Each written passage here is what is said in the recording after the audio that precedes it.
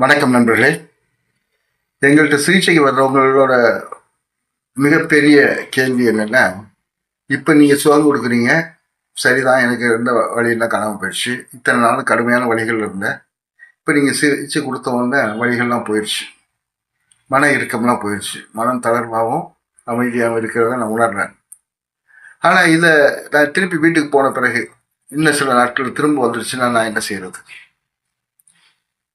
ஏன்னா நான் இது வரைக்கும் கற்றுக்கிட்ட மருத்துவர்கள் எல்லாரும், மக்கள் எல்லாரும் என்ன சொல்கிறாங்கன்னா, உனக்கு வந்திருக்க நோய் தீராது, வாழ்நாள் முழுவதும் நீ மருந்து சாப்பிடணும், கேர்லே இருக்கணும், பயந்து வாழணும், பயந்து உணவு சாப்பிடணும், பயந்து வாழ்ந்தாதான் கொஞ்ச நாளாவது வாழ முடியும் நீ அப்படின்னு என்னை மிரட்டி வச்சுருக்காங்க.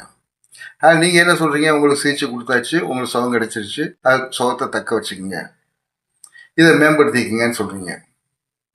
நான் என்ன செய்யணும்? எப்படி நான் என்ன மேம்படுத்திக்கிறது? இந்த கேள்வி சரியான கேள்வி. நிறைய பேர்ட்டு இது வருது, அவங்கெல்லாம் சிறப்பாக இருக்காங்க.